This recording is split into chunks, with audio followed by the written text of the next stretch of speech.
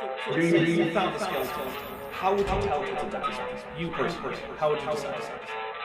Well, interesting question. I don't know. I'd have to do some research on that.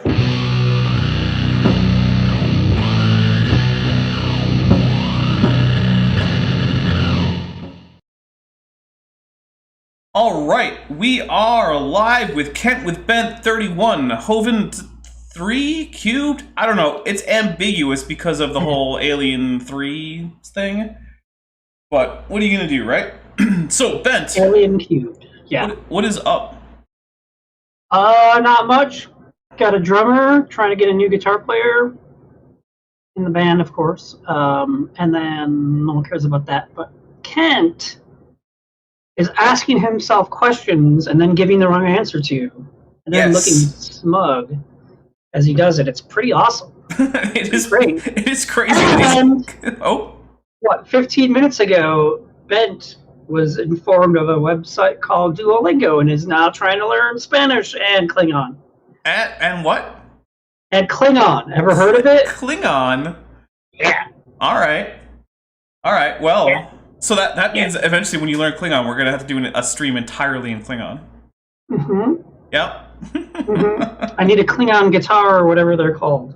I'm sure they have instruments. They do have instruments. I just don't know what any of them are called. I will learn one. And I'm drinking the kombucha trilogy today. Ooh. I'm drinking straight vodka. It's actually tap water. Well, filtered water. Is it tap vodka? It's filtered tap water vodka. Okay. Water. I'm drinking whiskey ginger ale. Later on, I'll probably add a little bit of lime juice to it, just to spice it up a little bit. And then, now that I say that doesn't involve any spice, so maybe I'll drop in pepper. I don't know. Probably not, though. All right. Well, the only thing I have going today is that I was trying to render out an hour-and-a-half long video, and I forgot to change the output from PNG to any video format. So my video folder on my C drive got full of 111,000 PNG files. So that was fun. Random Evo Times, you want to be a member of Dapper Dino, but I don't know how to use money? I would say request help from a parental unit and or guardian. There you go. Speaking of which, by the way, if anyone is a member, feel free to put in a few of the fun emojis we have. And we are, I believe, still 4 away from getting a Mothra emoji. So we start at $1.99 a month. You put that in.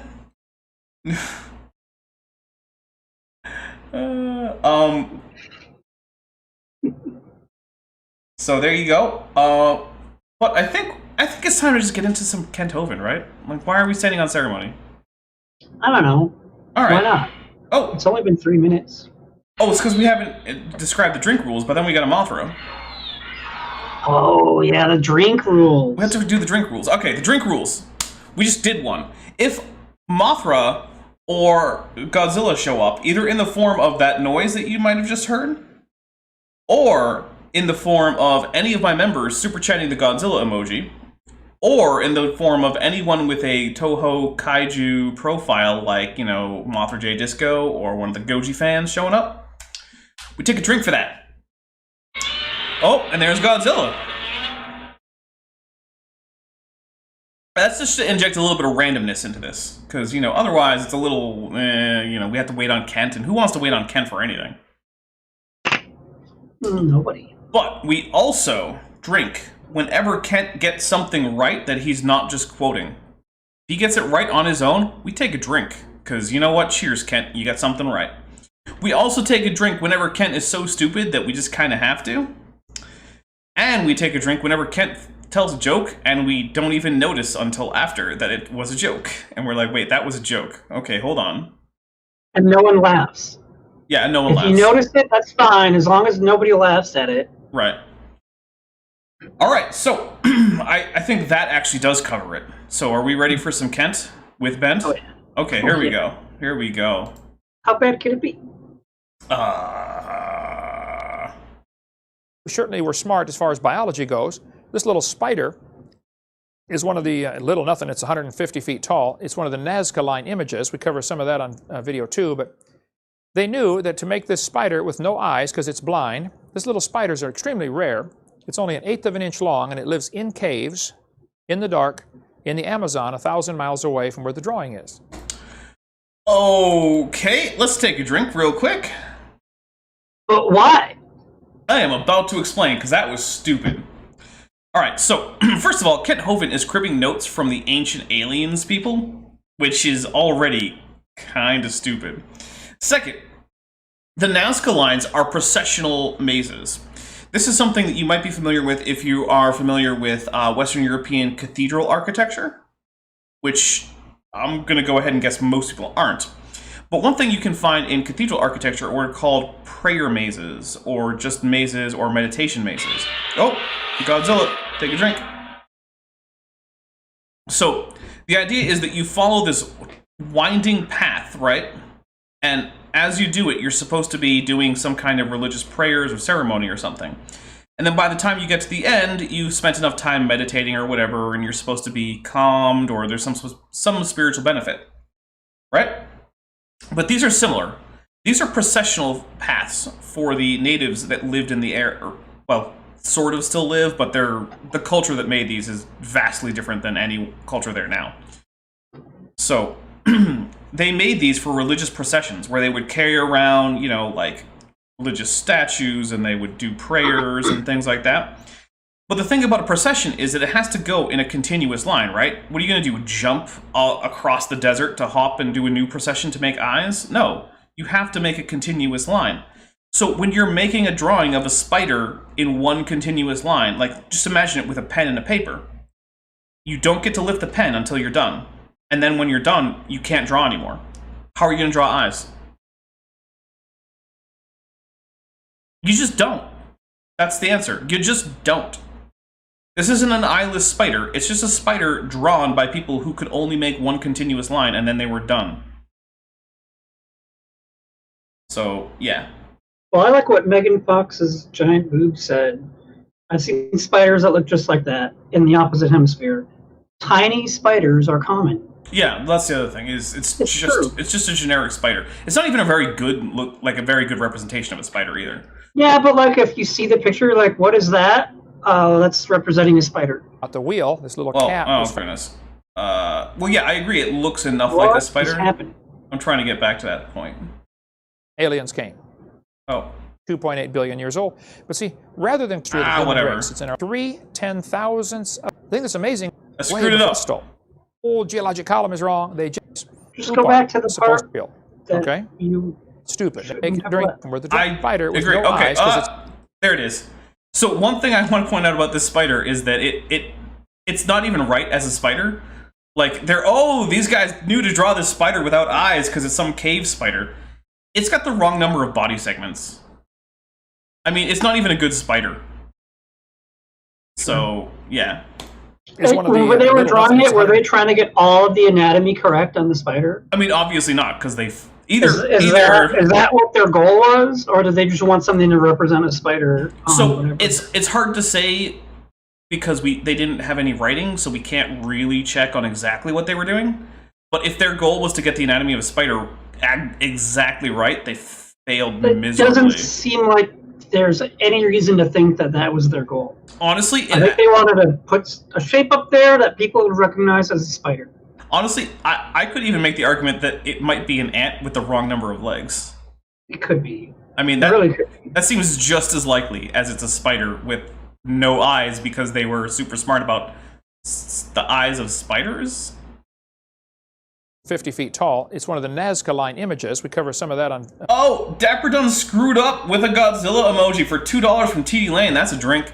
Yeah, it's true.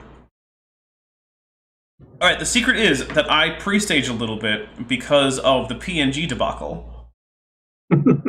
So, I already had a full glass of ginger ale whiskey, or whiskey ginger ale, whatever. So that's the secret. Now you know. A video too, but they knew that to make this spider with no eyes, because it's blind, these little spiders are extremely rare. It's only 1/8 of an inch long, and it lives in caves, in the dark, in the Amazon, 1,000 miles away from where the drawing is. So they really knew about their biology. And they knew to make the one leg longer, and it's the correct leg too.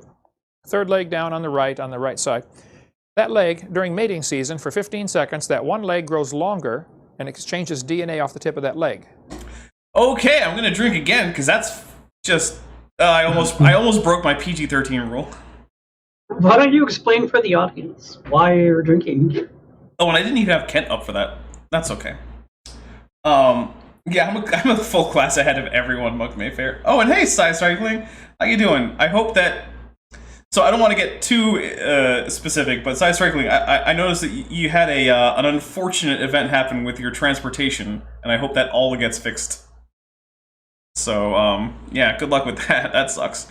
But so the thing with the whole long leg is, first of all, spiders do not exchange DNA versus or via their legs, right?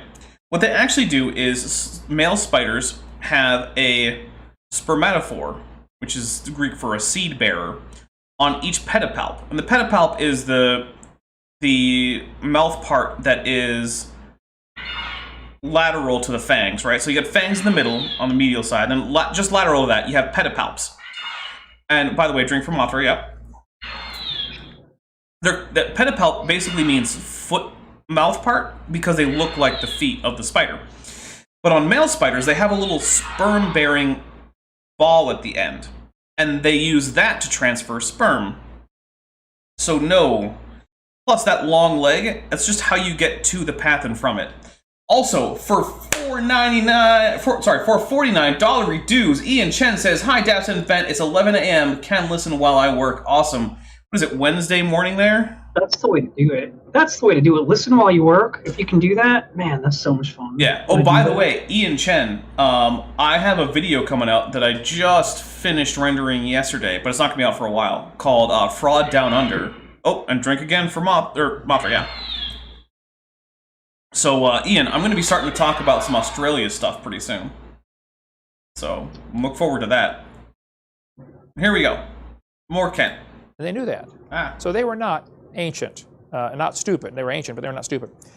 This, I will agree they weren't stupid. Who thought they were stupid, Kent? No one, but he's right. They weren't stupid, so we'll take a drink.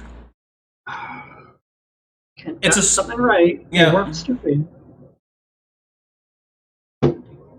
Pira Reese map of 1513 shows Antarctica with no ice on it.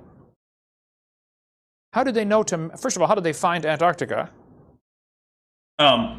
They found Tierra del Fuego, and Antarctica is a tiny little hop from there. But okay. I mean, that's the answer. And yeah, T Lane, spoilers, but yeah, it is Dr. Tasman Walker, who I'm going to be talking about.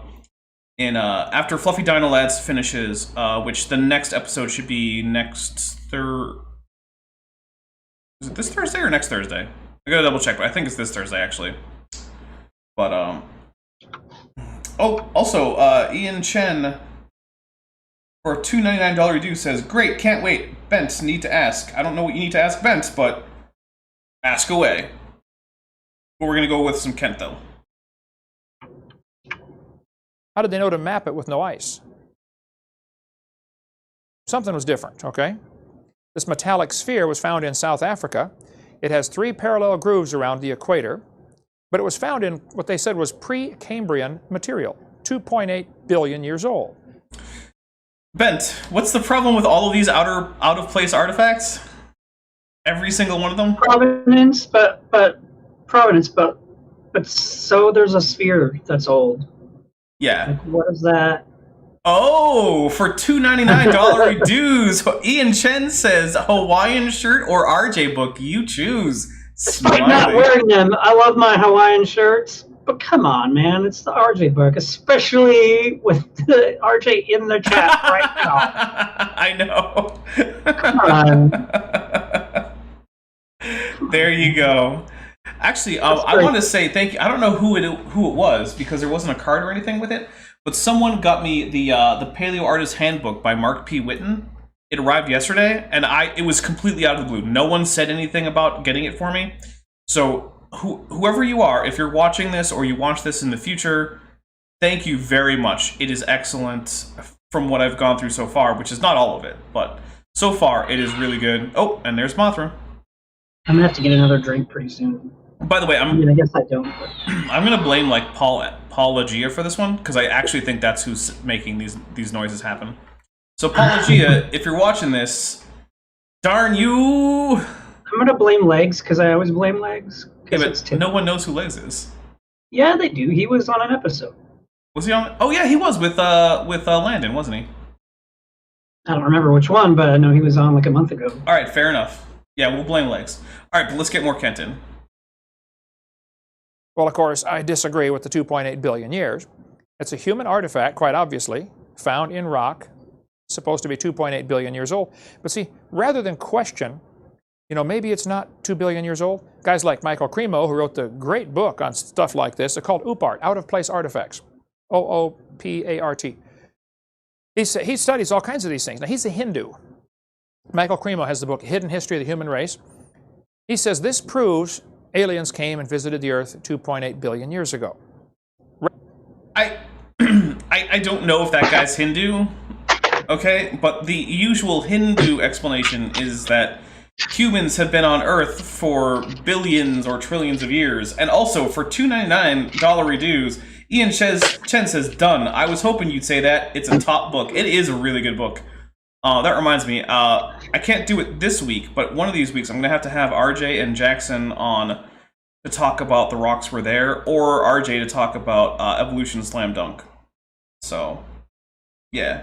I'm sorry, what Kent just said just was so stupid that I had to throw the glasses down and do the pills. Well, it was beyond the drink. All right, fine. I'll take a drink for that. Let's see what else he's got for us, though. These pills are they homeopathic? Ibuprofen. Ibuprofen? Yeah. Watch out for your liver. Oh, they're Hare Krishna Hindus. All right. There's a shirt. I mean, Hare Krishnas are weird, so maybe that's what they're thinking. That's from RJ Diner, by the way. He was the one who let me know that they were Hare Krishna Hindus. Okay. Rather than question, hey, wait, maybe the whole geologic column is wrong, I don't know why, they're not allowed to question that. His book's called The Hidden History of the Human Race. It's in our life. Honestly... So there's a sphere that's 2.8 billion years old, and it has lines around the equator. So therefore the whole geologic column is wrong, Kent? It just exists. Therefore aliens or the geologic column is wrong. All right, Kent. Oh. Whatever you say. And for $5 from Josiah Hansen, he says, I went to bed watching a Zelda vid. Fair. A Kent video autoplayed. Bad dreams ensued. Kent was I think you meant Star Child, who wouldn't shut the blank up, still on when I woke up. That is... I'm sorry, man. That sounds like a rough night. Actually... Autoplay. What was it? Last night, I went to bed with... It was D&D lore videos on site, quiet, because they were the guy's voice was just soothing enough that I was like, oh, this is I'm kind of getting tired. Okay, and I turned it on low so I could just hear it. Went to bed to him talking about monsters from D&D. Which, by the way, the D&D campaign is in the works. Chesh and I already have a number of plot lines and world building stuff set up. And tomorrow, she and I have a call to do a lot more work on that. So, and Bent, you're thinking about playing in that, right? As a bard? Yeah, there's one of them. I guess it'd be that one. You would know which one. It's probably that one, as a bard. So there you go. Yeah. You would know which one. Oh wait, Stallchild is a monster? I'm not familiar with Stallchild. Sorry about that. You guys and your dreams about Kent Hovind. Yeah, don't I've dream never about had a dream about Kent Hovind until tonight. I'm sure I will now, but... Tesla Ranger says D&D equals Dungeons and Dinos. So Dungeons and Dragons actually does have dinosaurs, and they've had dinosaurs as part of the core rules since forever. So there's already been talk about, do we want dinosaurs and where? And the answer is yes. And as for where, not everywhere except for birds, but there will be some places with dinosaurs. So if people want to, we can get dinosaurs in the game that aren't birds. But oh, there's another super chat. If we don't watch it, I might have to get a tutu. I know, right? So how far are we away from the tutu? We are $170 or $82. So we're not that close, but You or RJ should do a review / debunk of the Standing for Truth books. All right, so actually, that is already in the works. Erica has bought one of them. I asked Standing for Truth if there was any chance I could get a review copy, and he's looking into how to get an at-cost copy ordered for me. So we're working on that. And also, T. Len says, "I'm pumped for D&D Godzilla," so take a drink for Godzilla. Oh, I did already. All right. But the chat might not have. Well, yeah, they might not have. Yeah. All right. So let's get a little bit more Kent in. Library, if you want to read that. Here's a mortar and pestle. You know, you could grind wheat or grind flour with, grind corn.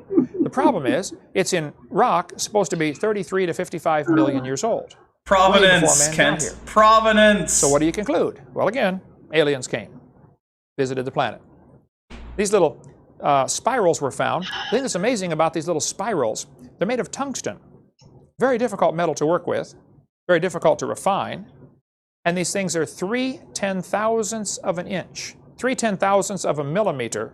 All right, I'm honestly thinking about skipping past these parts because, my goodness, Providence? The answer is always Providence, and the answer is. But I don't even know what his argument is, because it isn't. It isn't always Providence, because the sphere, you could throw Providence out; it still doesn't mean anything. It's just a sphere. Yeah.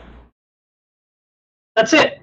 Yeah, but so I'll tell you what. They never form naturally. I mean, does Kent think that planets are flat? Here's what we're gonna do. We're gonna do our first member-only poll. Put Kent, the Kent emoji in the chat if you want me to plow through all of these oo parts. Put the dapper emoji if you want me to skip the oo parts. I know which one I'm putting. Well, I haven't seen it yet. You will. All right. This is the members only. All right. So you want to see the U parts, huh? I do, because I want to know what his argument is. I want to know if he's going to make an argument. I mean, I think his argument is basically these things shouldn't seem man-made, and they're old. And Christopher Hugan for $2 dues says God is alien. I mean, I guess maybe. True. All right. So right now we're at 1 Kent and 1 Dapper. How many members do you have? 13, I think. Oh, come on. Voters, vote. Get out the vote. Well, I know Icarus is in here, and he is a member. Who else we got? That's definitely a member that might be here. Actually, Icarus might be the tiebreaker, because I'm not seeing too many of the other members that I have. Oh, take a drink from Mothra. Yeah, it might be down to Icarus. Icarus, you gotta vote for him. No one else is voting, so... Alright, fine, we'll continue on. Unless Icarus votes Dapper, in which case we'll start skipping if Icarus votes. Or skipping. And it follows the perfect golden mean ratio. Same thing used in the Fibonacci sequence, 1 to 1.618. How do they know about that? A lot of these are found in Russia. Can we get that number if you get over there, I don't know. What's the golden ratio, guys? Oh, there's Bob Knob with the caw. Hey, Bob Knob. What up, Bob Knob? Oh, finally back. Finally. Icarus votes that we keep going with the Kent Hovind. But well, yeah, there you go. Check, Ben, if you could double check the golden ratio, and we'll double check what he said about it. Golden mean ratio. Same thing used in the Fibonacci sequence, 1 to 1.618. 1.168, I guess. How do they know about that? 1.618 is what he said, which is correct-ish. Oh, you know what? It's an irrational number. So if we can round it to that, I'll drink for it. Yeah, I mean, how many sig figs do you need? That's accurate. He says "Hola, señores," but isn't it "Hola, señores"? I don't know. You're the one taking Spanish. I haven't gotten that far yet. I've only done like 12 minutes of it, or less. Yeah, it does occur in nature, and also tungsten is. How do you want to define? It's hard to use, hard to work with, Kent, because he said that, and like, I know most light bulbs now are LEDs or fluorescent, but yeah, they use tungsten a lot. Yeah, and that's really tiny little filaments. So if he thinks no one could have used it a million years ago, yeah, that's probably true. Probably true, yeah. But I don't know what his argument is. He just said that they were found. He didn't say how old they were. He also not yet. He That's also, why I want to hear what he has to say about it. Sure. Pavel, if you get over there, bring me some of these. I want some of these for the museum. These little amazing little spirals. There's all kinds of stuff on the internet about that if you want to read it. Well, what about the pyramid? Oh, he didn't even make a point about it. He just mentioned that they exist. Yep. But also, we're going to talk about the pyramid, Bent. The pyramid. Because there is only one of them. You mean the scheme that Kent is, I don't even know. You know, I'm just gonna drink for the pyramid. I'm gonna start drinking. I'm just gonna start chugging my. I mean, this might be. I got like 10 more of these. I might just go through all of them tonight. It's been a long time since I've had to get a drink before the halfway point, but it's trending that way. If we're thinking ancient man is, dumb, how did they build the big pyramid? No one thinks that. There are 66 copies of the original, apparently. There appear to be 67 of these giant stone pyramids found around the world. Oh, so it's not the pyramid? Well, there's not much question on the 66 copies. The pyramid and then it was 66 copies. Oh, okay. Or the South American Mayan Indians or something. Who built that original one? The original pyramid is often called the Great Pyramid. Oh. Turn it into an R-rated stream if you want. No. Okay, I just took a really big drink because the Great Pyramid, which is the big one in Giza, is not the first pyramid. There were dozens of pyramids built before that, Kent. Wait. Are you telling me that Kent got something wrong? Extremely wrong. This coming from the guy who, by the way, isn't that bad at Egyptian hieroglyphics. Oh, Kent? No, me. I was confused by that. Yeah.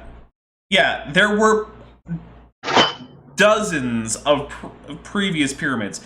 Many of them were stepped. They evolved from the mastaba structures of even earlier Egypt, which were little sort of flat table-like tomb markers that you went down underground to get into. And then eventually they started adding new layers, and then they started putting the actual tomb structure above the ground into the various layers, and they were stepped. And then one of the first somewhat successful attempts at a smooth-sided pyramid ended up going up at the wrong angle. So they changed angles midway up. And it's actually fairly famous for that little change because it actually makes the pyramid sort of shaped like a Hershey's Kiss, which is weird. Oh, and there's Godzilla. But yeah, the Great Pyramid in Giza is not the first pyramid. Not even close. Let's see what else we get from Kent. It is by far the largest of the pyramids, and it's very different in that there are no inscriptions found in it, other than a few marks the builders apparently made. Put this rock on top of this one. But all the rest of the pyramid... Yeah, that's broadly right. There really aren't very many inscriptions anywhere near there, so I'll in the pyramid. I'll take a drink for that.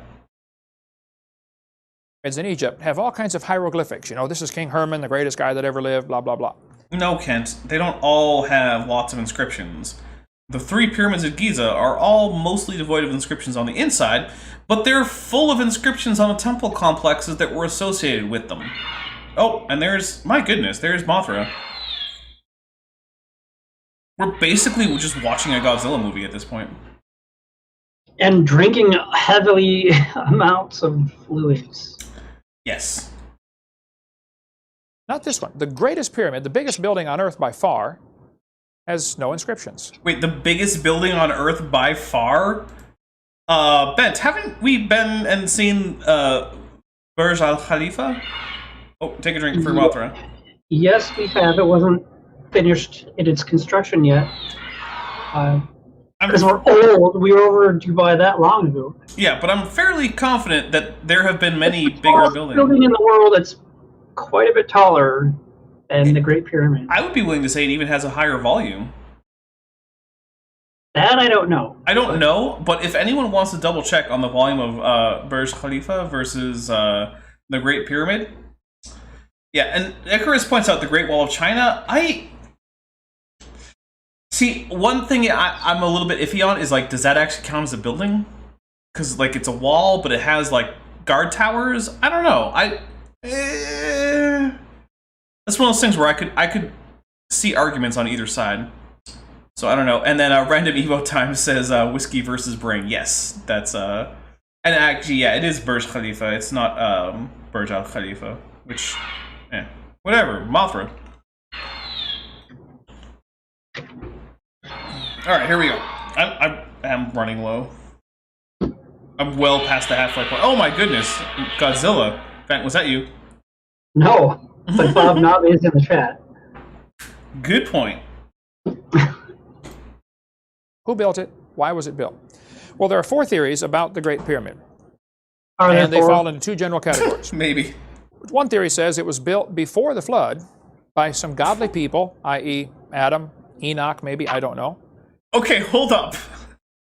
The flood that raised up the mountains, that caused the continents to shift, that caused the craters on the moon. This... and Mercury. Yeah, and all moons in the solar system. And the rings of Saturn. This is the one structure to survive the flood. I'm taking a drink. You how big this pyramid was before the flood. It was way bigger. Okay. Yeah, that's a drink for just how stupid it was. Oh, and I love his number 2. It was built by heathen people before the flood. Okay, sure, maybe. I mean, it's just as stupid. And the purpose of it was to preserve some ancient knowledge. Because there are some amazing mathematical formulas in the pyramid. Like, you know, twice the height divided by the base is the value of pi, 3.14159. I forget. There's all...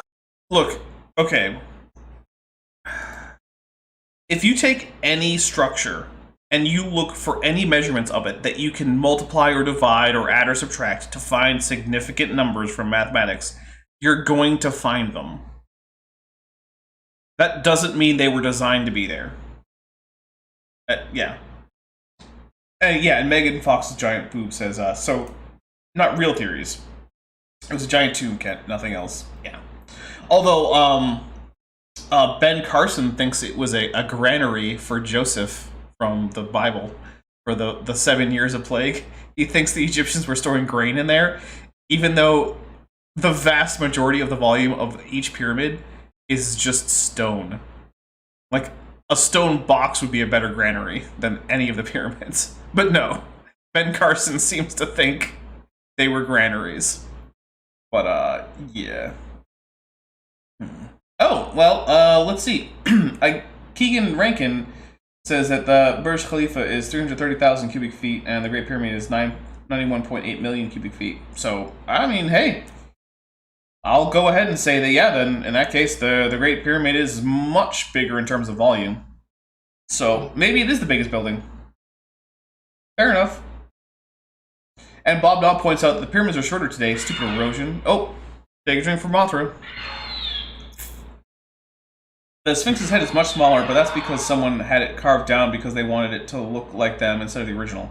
Yeah, that is actually almost certainly true, is that the Sphinx's head that we have now is a recarving. And yeah, no, it's not proportional to the rest of the body. It's actually not clear what the original head could have been. It actually could have been a ram, so there were ram-headed Sphinxes that are pretty common in Egypt. It also could have just been a different human head. So, but here we go. Kinds of amazing mathematics in the Great Pyramid. So one theory says it was built by godly people before the flood. Second theory says it's built by heathen before the flood. It's just a heathen structure, some kind of temple worship or something. Oh, Mother. The third theory says it's built by godly people after the flood.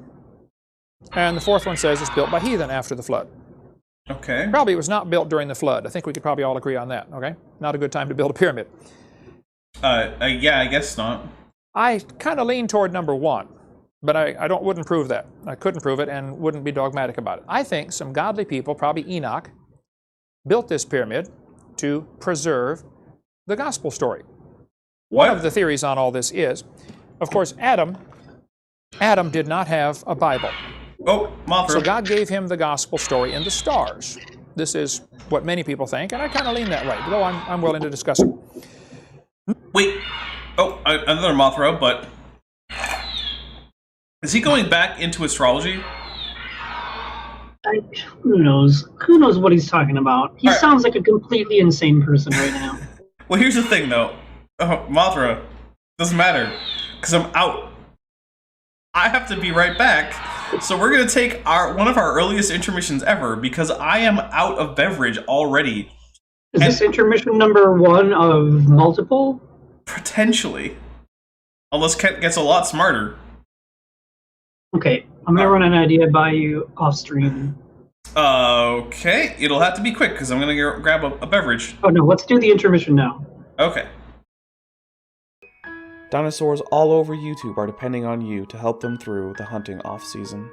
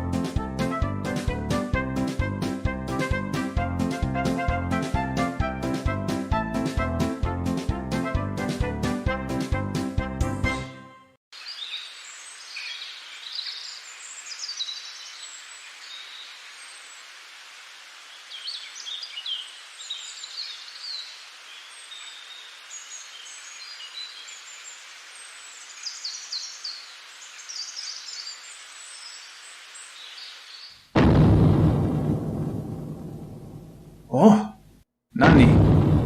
Dare? Oh, Gojira desu ka?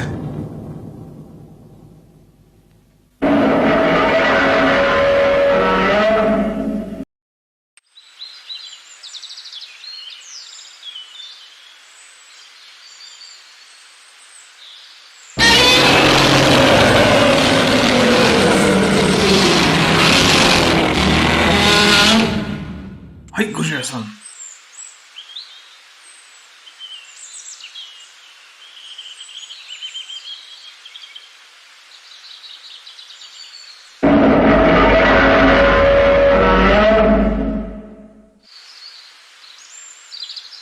Hai.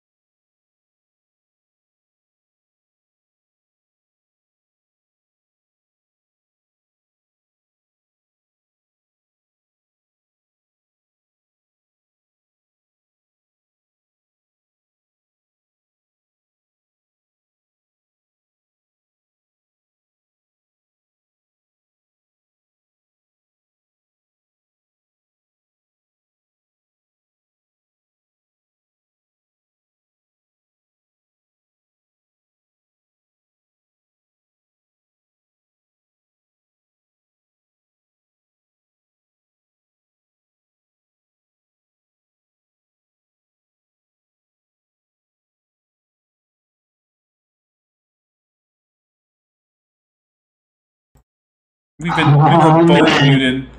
All We right. were both muted? Well, there's Oh. Well, there's Mothra.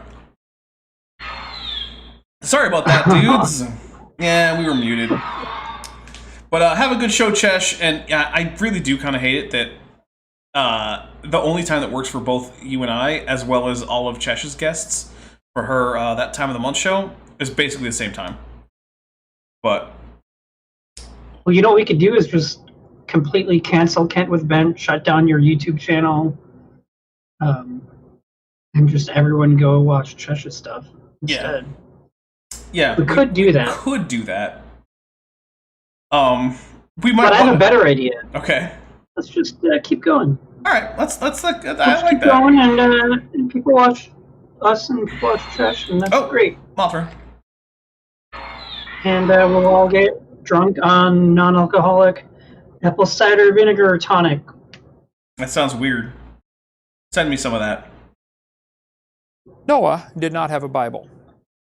And if the canopy was gone that used to protect them and probably amplified the light so they could see the stars better before the flood, 20 inches or 30 inches of ice. I'm sorry, Kent.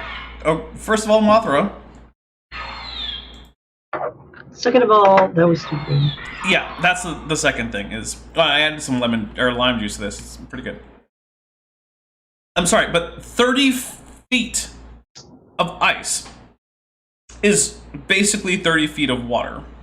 I don't know if you know this, Kent, but the deeper you go in water, the dimmer it gets. There's a reason that the abyssal depths of the ocean are pitch black. Now, look, 30 feet of water is not going to absorb that much light. Like, I've been 20 feet underwater. Oh, there's Mothra. You've been 20 feet underwater? Mm-hmm. I don't know, maybe 12 feet for me, maybe? Yeah, well, I started inhaling water on my way back up, so it's not an experience I care to repeat. Did you get the bends? No, I did not get. Oh, did you there's get the Mothra. bends? Yes. But, so granted, it's not like it's noticeably dimmer, but it's not going to enhance the light, Kent. I guess you could say that, oh, God made magical, optically clear, perfect lens ice, I guess. But you didn't make that argument, Kent. Also, I just have to point out, so that my most active Twitter group chat is off. Specifically for this reason that Mothra can be triggered by a few of my Twitter group chats. So, yeah. Compacted, super frozen, like we talked about on video 2. That canopy before the video flood 2 would have actually made it easier to see the stars, and they could actually hear the music of the stars. The zodiac, that's one of the theories. What? But oh my gosh! What? They had a couple chapters. I'm taking a try. I don't even know. All right, let me see if I got this right.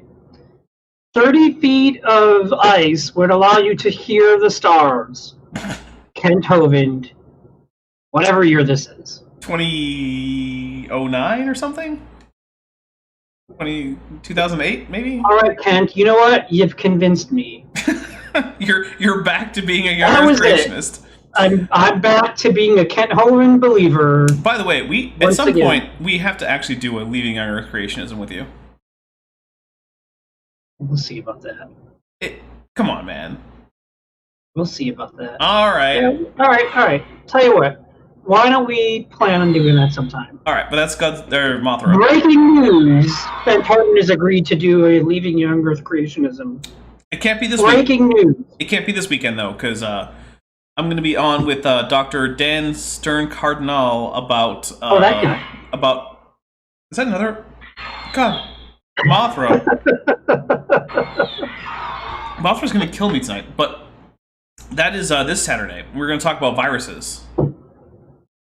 Hi, Erica. Gutsa Gibbon is here.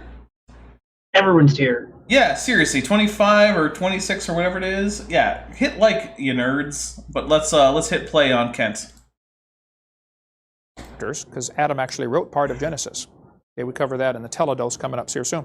But wait, what? So the teledotes? It's some kind of Hebrew word that I used to know what it means. Adam wrote part of Genesis? He did. Do you want a drink for that? I feel like that's what I heard him say. He did. He says that sometimes. It's stupid. You want a drink for it? I don't. Okay, we'll just go. No. Okay. God gave them the gospel in stone. This is how it preaches good. Whether it's true or not, I don't know. But basically, there used to be the gospel in stars, then there was the gospel in stone, and today we have the gospel in Scripture. The three different. Now, let's assume that there may be some truth to that, and go from there. Yeah, let's It's assume. not a big deal. I won't lose any. You're gonna what? What? 74 minutes just slowly drinking the rest of this drink. Yeah, fair enough. Alright. Yeah, I'm already like a quarter of the way through this drink. Gosh. Kent, you're gonna kill me. Literally. My liver is gonna leap out of my torso and kill itself. Sleepover. But I gave up. the Great I Pyramid is forgot. an amazing structure. By far the largest building on the planet today. Maybe. Still, largest building Oh, in the world. Godzilla. Built bigger than anything ever built by man since. Some people think the Isaiah 19:19 passage is referring to the pyramid. It says, "In that day there shall be an altar to the Lord in the midst of the land of Egypt, and a pillar at the border thereof. And it shall be for a sign and a witness." There are quite a few folks who think that the pyramid is this is it. Because their teaching goes that Egypt split into two kingdoms, northern and southern kingdom, and they were fighting in civil war kind of stuff, and this pyramid is right on the border. Oh, okay. We're gonna drink again.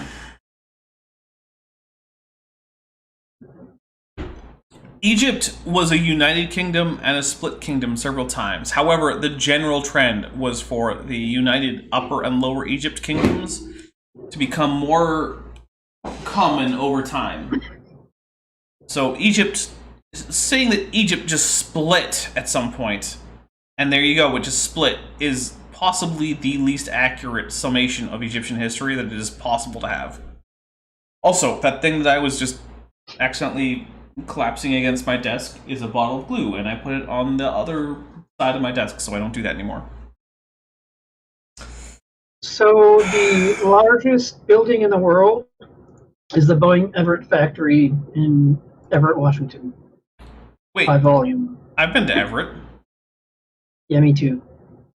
However, the Great Pyramid is like much larger by volume, 6 or 7 times larger, but I guess it's not considered a building according to Wikipedia. Ever heard of it?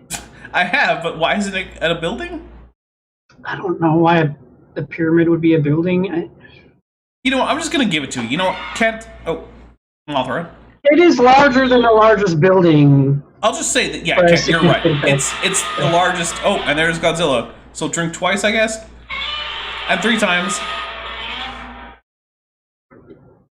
I just drank 5 times because I'm assuming I missed a bunch. Probably did. Yeah, that's a lot of Bob Knob. Thanks, Bob Knob. He's got We get he's got drunk as on separate alcohol-free. he's got Yeah. as separate What? he's got as separate messages. Drink up, bro. Oh snap. Bob Knob, my We liver missed you, Bob Knob. Thanks for coming back. my liver hates you, but I do not. The rest of me does not. And then when they united, it's now in the midst thereof. So it is both at the border and in the midst. Otherwise, how could a building be that way? Now, of course, the Jehovah's Witnesses have gone crazy with the pyramid. There are all kinds of books by Jehovah's Witnesses thinking, oh, this prophesies everything and proves Jehovah's Witnesses are right, you know. And they kind of take it to real wild extremes. And there are many books available on the pyramid, some of which are absolutely loony. But it's very interesting reading. The pyramid is a huge building. It goes up pyramid. 4 sides to the top, and the top stone was never installed. If you look at the diagram here, there's only one door into the pyramid. Mothra. Nobody could find the door until 800 AD. That pyramid sat there for thousands of years, and nobody could find their way in. Finally, in 800 AD, some Arabs got a hammer and chisel and just started pounding a hole, chiseled their way into the pyramid. They chiseled and chiseled for months. And the guy kept telling his workers, oh, there's going to be lots of gold in here. You're all going to be rich, you know, blah, blah, blah. Well, finally, after months and months of chiseling, everybody's getting tired of going in, you know, digging a hole in the rock, okay, because it was solid rock. Finally, they were close to giving up, and they heard a noise of a rock falling. And they said, oh, it came from over that way. Let's chisel there. They chiseled over, and they hit one of the passages in the middle, and then had to work their way backwards to find the door. I just want to say real quick, Kavorik, Dedian, you can't just request a drink, man. If you want us to drink, and you want to be the one who triggers it, there's a way. Be a channel member, super chat a Toho Kaiju emoji. There you go. Had they known where it was, they could have walked up and just pushed it right open. But nobody could find this door for centuries. Well, once they found the pyramid and mapped it out, you see it's got an entrance where the A is. The entrance, only one entrance in, it immediately takes you on the broad road down to the pit, letter C. Or you can take a choice to make a turn and go up channel E there, up the narrow road that goes to the King's Chamber. So your choice is the broad way that leads to the pit or the narrow way that leads to the King's Chamber. Now that'll preach. Oh, you know what, Tesla Ranger, by the way, did everyone hear about Grant Imahara? Oh, and there's Mothra. But yes, I did hear about Grant Imahara. So, Grant Imahara, who, if you don't know, was on the build team on Mythbusters, and then he was also one of the co-hosts of the White Rabbit Project on Netflix. And he, I believe today or yesterday, he died following a brain aneurysm at the age of 49, which basically means the build team is now down to 1 out of 3. And you know what? I'm just going to say, rip Grant Imahara, you were great on that show. I haven't watched the White Rabbit Project, but now I feel like I should. But you know what? I'll take a drink for Grant Imahara and then another one for Mothra. Well, let's not forget Kelly Preston, too. Yeah, well, but that was a while ago, but sure, I'll take a drink for Kelly. That was like 2 days ago. It was what? Like 2 days ago. Was it? Okay, sure, whatever. Yeah. Breast cancer. Don't get breast cancer. Don't get any kind of cancer. How do you avoid that? Is it dying of something else first? Do your self-exams for your parts that need to be examined. I feel like I should feel my breasts for... Wait, I'm a dinosaur. I don't have breasts. Take that, mammals. Well, I don't know. I guess you don't have to worry about it. But the chat, yeah. Yeah, I'll keep checking for skin cancer. I have skin. Sure. Yeah, check for that. All right. Oh, he was also Sulu on Star Trek New Voyages? I did not know that. That is, yeah. Gutsa Gibbon, what is up? I feel like... Gutsa Gibbon, I feel like you should be here. If you want to be here, I'm okay with it. I don't know if Bent is okay, I'm okay with it. All right. Of course I am. Gutsa Also, Gibbon, I'm going to send a link to my favorite pyramid I've ever heard about of the Bent Mothra. Pyramid. Come on. What a great pyramid. It's named after me. Remember the Lusitania. Goodness, guys. We can't take a drink for every tragedy. But Gutsa Gibbon, if you want in, let me know, and I will add you to the call on like the next intermission, which is coming up. I don't know. There's a grand gallery that some people think has marks along the way, that in those marks, if they go by pyramid inches, which is a little bigger than our inch, the pyramid inch, they say each one marks a year, and they say on this grand gallery. Hold on, Tori is still alive? Oh, there's Mothra again. Dude, I could have sworn that Tori died. But maybe I'm right, Megan Fox's giant boobs. Maybe I'm right. That it's got marked off Or where you're World War I is, World War II, major events through world history are supposedly marked off in the grand gallery. That's... Dude, if you... I'm taking a drink for how stupid that was.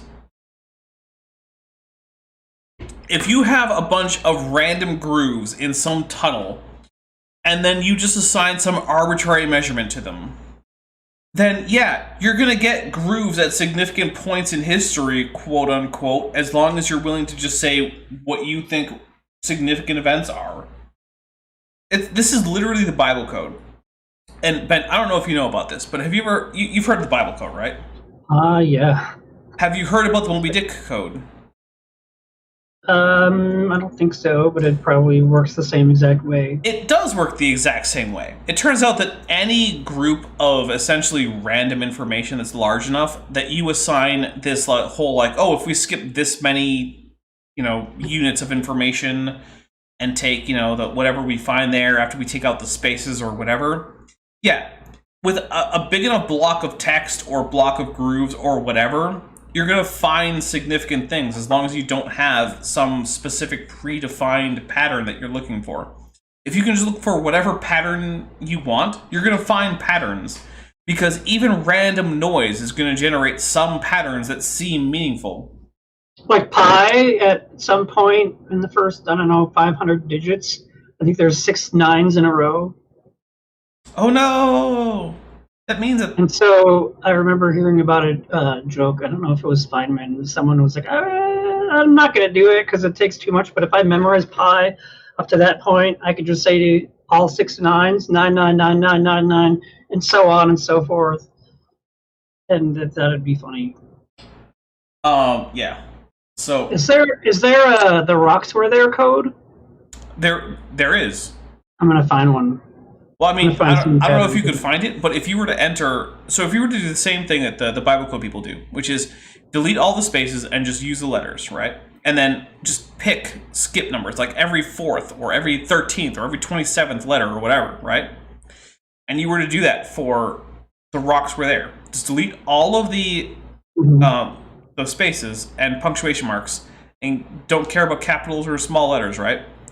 And then just pick numbers. Like, what about every 14th or whatever? And look through what you find. You will find weird predictions. Like, I will guarantee you that, like, somewhere in the rocks are there with some skip number is Trump president 2016. It's in there. Or Kent Hovind was right. Yeah, it's in there.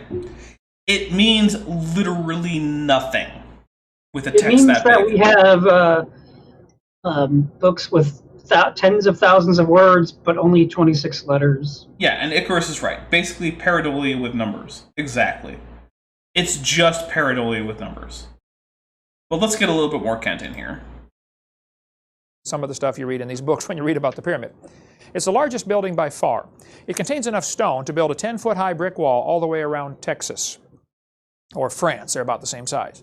Maybe, 10-foot-high brick wall around Texas. The top of the pyramid is 455 feet high. The 50th row of stones, which is interesting, the 50th year Jubilee, the 50th row of stones is where the king's chamber is.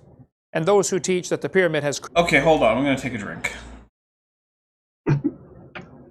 Kent, you showed a diagram of the king's chamber, which showed that it extended over several layers of stone. Which means the 50th layer of stone is not where the king's chamber is. But even if it were, pointing out that it's at 50 could just have been a convenient number. Like, it had... You're going to have to do a whole lot more to convince me that it has something to do with the year of Jubilee. But I guess whatever. Christian symbolism, of course, will jump on this type of thing. The broad way, the narrow way, you know, the king's chamber, etc. Or you go down to the pit. In the king's chamber is an empty tomb. I was told, I didn't check it out, maybe it's not correct, but it has the same volume, this empty tomb, as the Ark of the Covenant. You take the length times the width times the height, it equals the volume of the Ark of the Covenant. Maybe somebody can check it out, let me know if that... Yeah, citation needed. Even you know citation is needed, Kent. That's correct. But originally, the pyramid was covered by 144,000 smooth, polished casing stones. Each one weighed about, I believe they said 10 tons were the casing stones. You know what? I'll take a quick drink. Kent is right. It was originally covered by casing stones.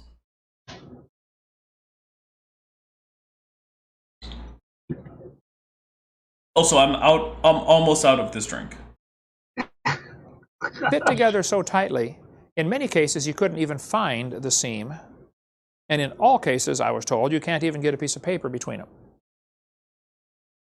Imagine a 10-ton stone fitting together with the next one so tightly, you can't even get paper between it. No mortar. I mean, today we build brick walls and put mortar in there, and you can look at the brick on the house here, and some of them are straight and some of them are not too straight. You know, okay, but are they 10 getting a little bit of a hurry. I mean, that's pretty heavy. Yeah, it is. But no, they're not typically... casing stones were not 10 tons at Depperdino, maybe a few tons at most from our RJ. I mean, I haven't looked into the casing stones, but I doubt they were 10 tons each, just because each one was just barely big enough to cover up the underneath stone and fit together with the neighboring stones. So, yeah. These stones are massive, and they didn't even use mortar, and they fit together flawlessly. And the top stone was never installed. How do you know they fit together flawlessly, Kent? They aren't there anymore. Because you can't fit paper between them. According to him. But you know what? I'm going to take a leaf out of Ken Ham's book. Were you there, Kent? No. So shut up. And yeah, Monk Mayfair says, aliens? Yeah, basically. You said shut up. We just went from PG to PG-13. And those who teach it's a Christian building or Christian principles in there say 144,000. Oh, Revelation Mothra. chapter 7. What's a Christian building? 144,000. Church? Is a Christian building a building that's decided to dedicate its life to the Lord? I mean, you could say that, like, this is a Christian, like, you know how there's, like, Christian music, right? Sure. Maybe a building is one built by Christians for Christian purposes, so a church. Okay. Fair. The Bible talks about the whole body fitly joined together. And they'll say, see, this is evidence that has some Christian symbolism. Maybe it does. I don't know. Right? Ephesians chapter 4, the whole body fitly joined together. Matthew 21 talks about the stone that the builders rejected. Now, the Great Pyramid never did have a chief cornerstone. I'm going to need a citation for that, but I'm not going to say you're wrong. I mean, That's I could the just largest, link this neatest building video on back to you. That's the citation. Oh, Kent said it. that's a good point. Planet, no cornerstone. Why would they stop one rock short? Why didn't they finish the job? Well, I don't know. There are a couple theories about that, but in Mark 12 it talks about the scripture. Scripture says, the stone that the builders rejected. Luke 20, the stone that the builders rejected, the same has become the head of the corner. This is obviously referring to Jesus Christ. In Daniel, it tells about the stone that was cut out of the mountain without hands and smote the image on the feet in the book of Daniel. Could this stone be Jesus Christ, who's going to make his own kingdom on the world? Revelation 21 talks about the New Jerusalem coming down from God out of heaven. There are those who teach that the New Jerusalem, the city, and the Bible tells us the great city, the holy Jerusalem descending out of heaven, will be clear as crystal, 4 square, and 12,000 furlongs. That's 1,379 miles. So there's going to be a city in Revelation 21 that is 1,300 or 1,400 miles by 1,400 miles by 1,400 miles. Okay. And everybody assumes it's going to be a cube. Maybe so, I don't know. But maybe it's a pyramid. Because that's a structure that could also have those dimensions, and it would lie 4 square. And if it's a pyramid, pyramids only have 1 cornerstone, right on top. Whereas other buildings would have 4. There's going to be a pyramid city. What is your point, Kent? So there are those who teach that the Great Pyramid is the New Jerusalem is going to be in the shape of a great pyramid, and Jesus Christ is the chief cornerstone, and he is the light of the world. And if the whole thing's clear as crystal, then the light just kind of translucent. The light goes right through. So he is the light thereof. The first 13 verses in the Bible starts off with this: the world has light, but it has no sun. The last 26 verses of the Bible, the world has light, but it has no sun. Okay. He is the light thereof. And so maybe the pyramid is symbolic of that. I don't know. Noah Hutchins got a good book on that if you want to read it. And of course, if any of this is true, it's obvious Satan would use this as pervert it for his use. And the Great Pyramid on the back of your dollar bill is a Masonic Lodge symbol, which has 13 rows of stones representing the 13 degrees in the Blue Lodge. The chief cornerstone is not... Or maybe it represents the 13 colonies, Kent. I don't know, because it was designed way back when there were 13 colonies that became the 13 states. And as a result of that whole stupidness about the frickin' Masons, I'm going to take a drink, and then I'm going to have to go get another drink. Because in less than a half an hour, I've gone through my 3rd drink of the night. Yikes. Yeah, this is going to be one of the drunkest episodes of Kent with Bent that I have ever done. It's not going to end. Dapper's going to be blacked out, just going on and on for hours. It's possible, Hours. but no guarantees. Hours. Also, make sure you guys hit like while I'm gone, because here comes another intermission video. Dinosaurs all over YouTube are depending on you to help them through the hunting off-season.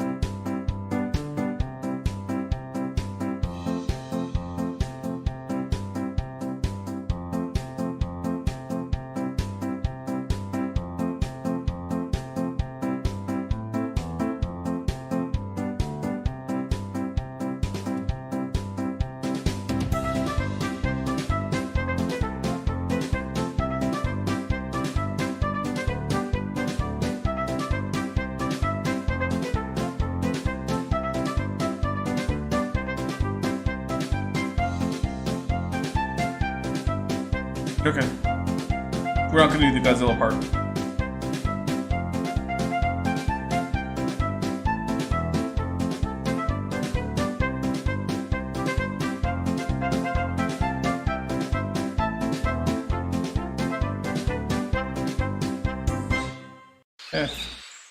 Alright, well, we are not doing the Godzilla part because I'm back, Bent is back. There isn't a point. You guys have already seen it. You know I have a merch store. Just feel free. I don't know. Whatever. Yeah, feel free. Feel free to watch or go buy a thing from it. That blanket that Bent has up, that's a 14K image of me. It's a lot of Ks. Yeah. So here we go, Kent. Not yet in place, and many people say this represents Lucifer, and he's going to come down and establish his kingdom, when actually, God's going to establish his kingdom toward the end. But which one's right? I don't know. I kind of lead toward number one, but I wouldn't be dogmatic. The Bible isn't clear. Next question. The textbooks often teach the earth was a hot, molten mass. This earth science book says, as the earth formed, it was hot, and there were large pools of bubbling lava. Well, now the Bible says, in Genesis chapter 1, that the Spirit of God moved upon the face of the waters. So, was the earth a hot, molten mass, and it slowly cooled down over billions of years, or was it created underwater, which means, of course, it has to be less than 212 degrees. It's not a hot, molten mass. So, what if the pressure's really high, Kent? But he's wrong. Either the Bible is wrong, or the textbooks are wrong about the earth being, a hot, molten mass. So what is the evidence? What's the truth about this? One of the neatest books on this topic is this one we referred to earlier by Robert Gentry, called Creation's Tiny Mystery. He spent years studying radiopolonium halos, which are little tiny rings that are only visible with a microscope, and they're found in granites. Every type of granite all over the world contains these little radiopolonium halos, little tiny circles in the rock. No, Kent, every granite in the world contains halos that can be caused by polonium, which, by the way, is a daughter element of various decay chains of long-lived elements in granite, and which are essentially identical to decay halos, which can be caused by other elements decaying. So let's see how specific he wants to be on whether or not it's polonium. Well, what are they? Well, polonium is one of the many elements on the periodic table. As polonium decays, it's radioactive, it's dropping to another level, it sends off little fragments, kind of like a hand grenade. The problem is polonium has a really, really short half-life, like 164 thousandths of a second. So if this was taking place in hot molten rock, it would decay, the polonium would decay, poof, make its little halo, and then the rock is liquid, so it would disappear, it would flow away. Just like the fireworks from the 4th of July don't stay there in the sky all year. It goes up, poof, makes a little ring, and then falls down. But if you could explode a hand grenade in a giant block of Jell-O, the fragment...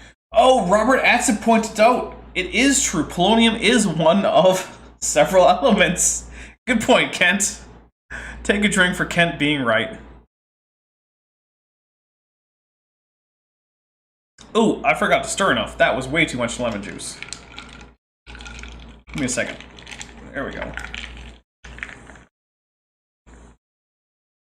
That's better. This would go out and stick and be preserved. The only way you could preserve a ring, a halo, would be to do it in something that is, like a giant block of Jell-O, or in something already solid. The way to get these little polonium halos preserved, which are found all over the world, is to do it while the rock is already solid. Robert Gentry was writing all kinds of articles about this radiopolonium halo, saying, look, this indicates the earth was never a hot molten rock. And granite is an interesting rock. I don't think anybody knows for sure how granite formed. Well, that's stupid. It's magma upwellings from the mantle. I didn't know how granite formed. Okay. But I would have guessed other people do. So, I had to research this recently, so I'm going to take a quick drink. So magma forms from crust subsiding a bit towards the mantle, which then heats up the crust and melts it enough that its density lowers enough that it starts to feel enough buoyant force to start seeping up through cracks in the crust that hasn't melted. And then it bursts forth a bit and covers us, actually some cases, a fairly significant area, and then it cools. and that's how you get granite. This is actually going to be coming up in my next series of debunking videos, which is going to be called Creationism is a Mega Catastrophe. Talking about Dr. Tasman Walker from Creation Ministries International down in Australia. So stay tuned, because I got stuff about all this rock things. And I want to give a special shout out to Corporal Anon for helping me out a lot, because he's a geology student who double-checked my script to make sure that I wasn't saying stupid stuff about geology. So there you go. If you melt granite and then let it cool down, it does not turn back to granite. It turns to rhyolite. You can see a picture of rhyolite here. So all the granites have these polonium halos. What does that mean? Apparently, granite was the original created foundation stone. That was the original created rock. Tiny. Had that I know. You can talk to Robert Gentry as well. What does it mean? Apparently, granite was the original created foundation stone. Well, there's a stupid thing, so I'm going to take a drink. What about all the basalt, Kent? What about all the supposedly pre-flood sedimentary rocks, Kent? What about at Sicker Point in Scotland, where, you know, Charles Lyell did his whole ungodly uniformitarianist research, where there was grey rock, which is a turbidite sedimentary deposit that, according to people like you, Kent, is pre-flood. So if it's not granite, it's not pre-flood. So I guess New Hampshire never got flooded, because New Hampshire is basically just solid granite. Okay, Kent, sure, why not? Let's just go with it. That was the original created rock. It's the only way to get these little halos in there that I know. You can talk to Robert Gentry. His website is halos.com and get much more of the technical information on this. So I think the evidence would point to the fact the Earth was never hot molten rock. Then Nova TV program, they ran an article in... So wait, the Earth was never molten rock. It's just made out of cooled molten rock at creation. Okay, Kent. Yeah, sure, that makes sense. I'll take a drink for that. Does that? Yeah. And for $2, T Lane says granite can be found above sedimentary rock. Yeah, that's also true. There are granitic intrusions above sedimentary rock, which means it couldn't have been the original rock. Catholic Traditionalist says, who wants to debate? So Catholic Traditionalist, I actually, if you're asking if I want to debate, I have a video called Debate Me on my channel. I would encourage that you watch it, and if you find those terms reasonable, send me an email. Put debate in all caps in the subject line so it catches my attention, and yeah, we can set something up. I have no problem debating, so there you go. Back to Ken. Summer of 2005, they said oxygen-18 found in 4.4 billion-year-old zircons show it had contact with large quantities of water. Okay. Why don't they get it? If these little zircon crystals, which are extremely tiny, have evidence, show us that they had contact with large... Oh, P. Barnes is here. P. Barnes, thank you very much for joining the channel. I did not get to thank you in person while you were here earlier than this. But I am making sure that you are, because I believe you joined at Amnio, so I am making sure that you are going to be in next month's credits. And also, send me a message on like Discord or Twitter or something, so that I can add you to the member/Discord or member/patron only Discord. So please send me that. A Catholic Traditionalist says, why don't you invite Mr.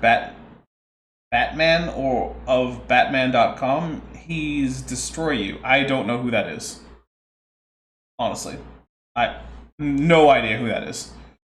So the reason I don't invite him is because I've never heard of such a man. Large quantities of water, 4.4 billion years old. I don't buy that, of course, for a second. But their own evidence ought to show them the Earth was never a hot molten mass. Never. Often in seminars I get asked the question, what about global warming? Is the Earth really getting hotter? Well, I don't know.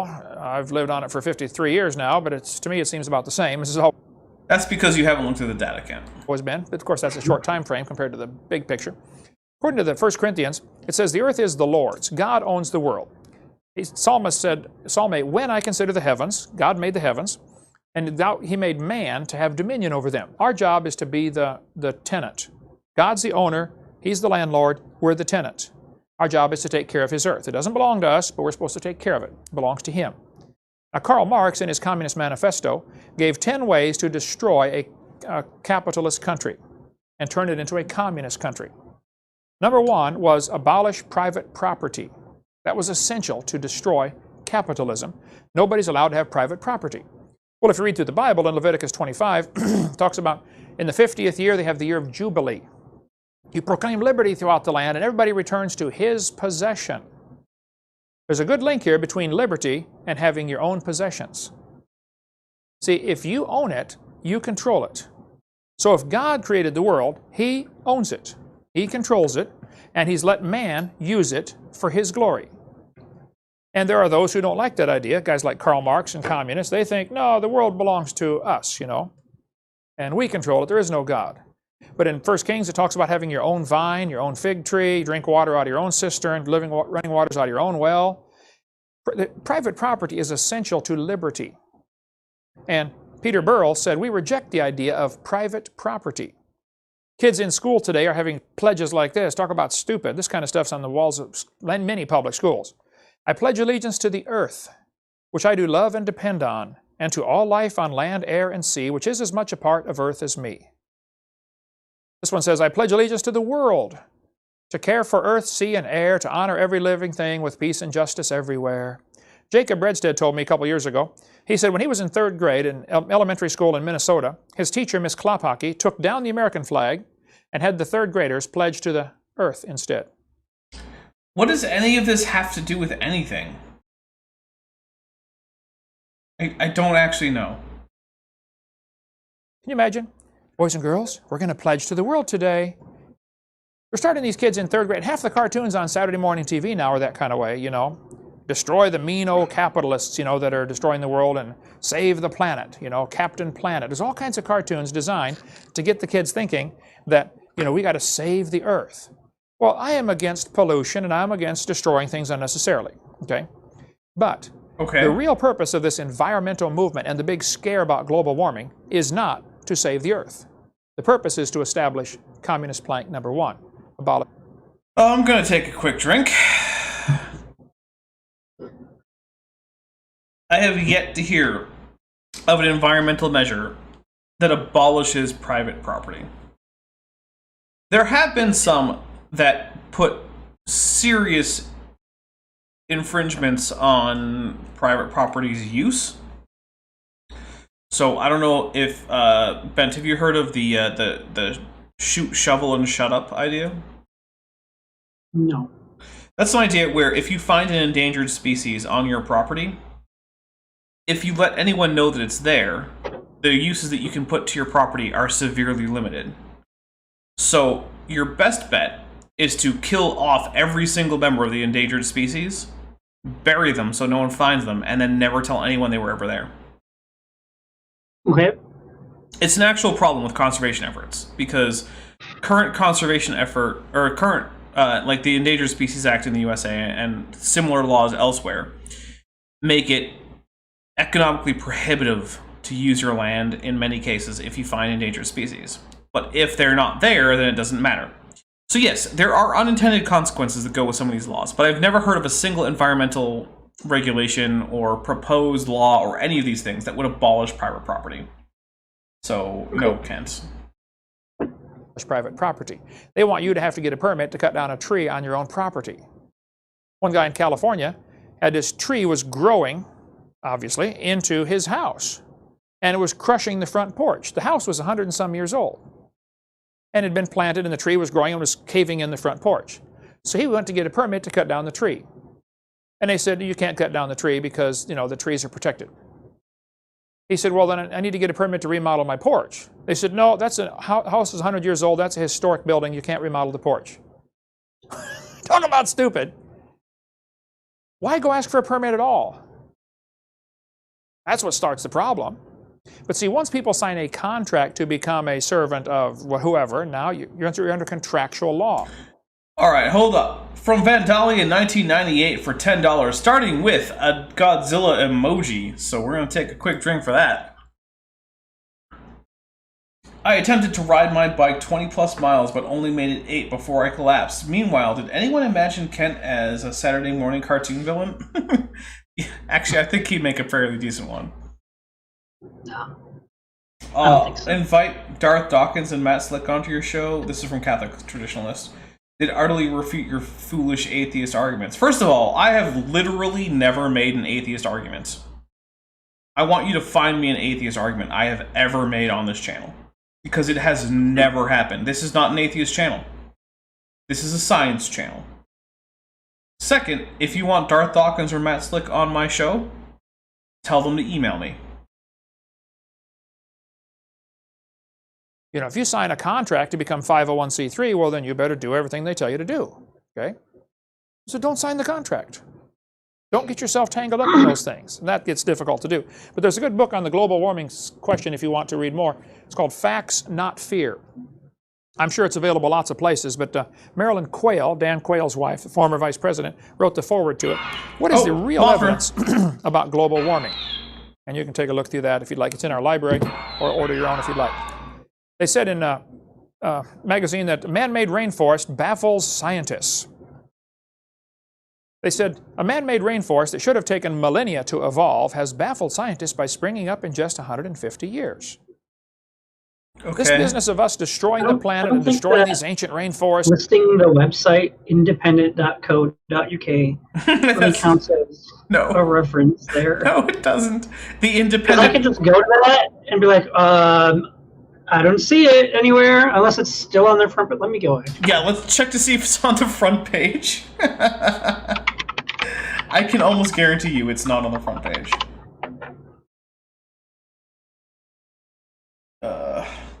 No, it's not there. It's crazy. Weird. So it's so crazy. I can't believe it, Kent. Do we drink for Kent providing an improper citation? Yes. Sure. There we go. And you know, oh, we're going to ruin the world and the sky is falling is, I think, baloney. And there are a lot of environmentalists that are probably very sincere, very intelligent, and very wrong. And they're fighting the wrong battle.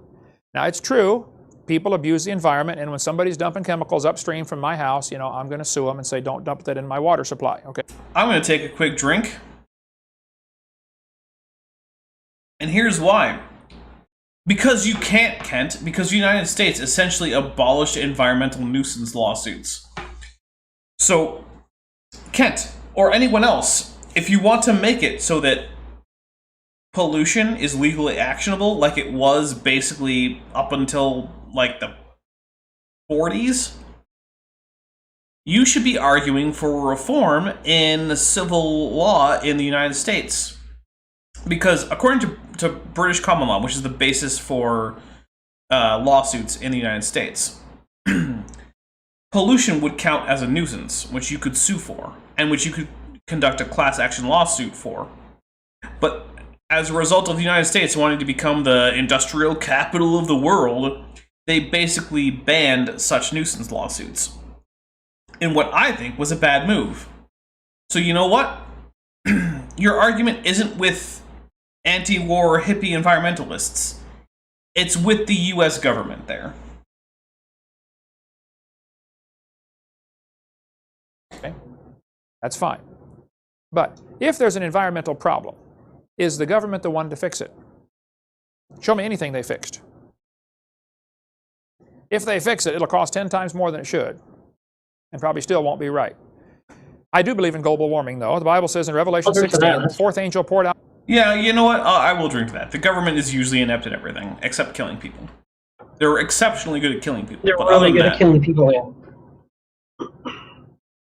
I am generally of the position that the government is a giant killing people machine. And if you don't think that that's the best way to solve a problem, that might not be the avenue you want to pursue. There are cheaper ways to kill people than the way the government does it. So. That's true. They are also a gigantic money sink that kills people. his vial upon the sun, and the power was given to him to scorch men with fire. There's going to be global warming. Hasn't happened yet. Coming soon to a city near you. A question I get by atheists sometimes when I do debates, and I've done 99 professors I've debated. That was an abrupt transition, but sure, let's just go with it. Now they'll say, well, doesn't the Green River Formation in Wyoming prove the Earth is millions of years old? What? There's a good article in one of the old creation magazines. I recommend the magazine. I disagree with a couple things on them, but disagree with everybody on something except me. But it's really good, from Australia. They've got a good article about the Green River Formation. If you want to read that, go to answersingenesis.org. You can get their website. I get their or the magazine, about $22 a year, I think. The Green River Formation is a layer of rock in Wyoming that contains possibly hundreds of thousands, if not millions, of finely stratified layers. Well, if you go to our museum, you can get that little glass thing with two pieces of glass and different colored sand in between. You flip. Oh, you mean laminations, Kent? Laminations that aren't strata? Okay, so here's where I launch into a little bit of geology, and I'm going to quick drink because Kent is being stupid with this. You know what? I'm going to do it. It's PG-13, right? You get one. I get one. With a stupid fucking sand toy. Here's the thing. I didn't say that. It Yeah. wasn't me. Here's the thing, Kent. Laminations are the result of variations in deposition in a single depositional environment. So let's say you have seasonal floods, or even irregular floods in a general depositional environment. Those can create layers called laminae, which means that the stratum that you're talking about is laminated, right? But the strata result from different depositional environments. So if you have a bunch of laminae of, like, say, sandstone, right, that represent higher or lower rates of sandstone deposition, but then above it, there's some mudstone, and then above that, there's some siltstone, and then above that, there's some shale, and there's more sandstone. Those are strata. Your stupid toy proves literally nothing about stratification in the geological column. It over and it makes dozens and dozens of layers in a matter of a few seconds. Well, when they dig through the Green River, they'll say, here's a picture of the Green River Formation. They'll say, oh, each of these layers is a different season, and they go by the pollen. They say there's certain pollen produced by trees in the spring. A different kind of tree produces pollen in the fall. And if you look at these layers, it's got the spring, fall, spring, fall, spring, fall. I mean, like maybe even 1,000,000 times. That's an interesting idea, Kent. It would be pretty hard to refute, so I'm interested to see how you are going to go ahead and say that using pollen is completely nonsense, even though it's easily observable that different kinds of pollen predominate in different periods of time seasonally just now. But okay. And they call them annual layers because of the pollen. Well, the truth of the matter is, all those things would sort very rapidly, just like the thing in our museum does, sorts things very rapidly. There's only two densities of colored sand in there, black and white, but it'll make 40 layers in a few seconds. T. Lane says, Dapper said a bad word, hashtag cancel Dapper Dino. Hey, I only said it once. It's a PG-13 stream. Yeah, you get one. One. That's the only one I get. Seconds. Multiple layering, massive layering forms quickly. If you dig through this Green River Formation, you find layers of ash in there from apparently a volcanic eruption. Okay.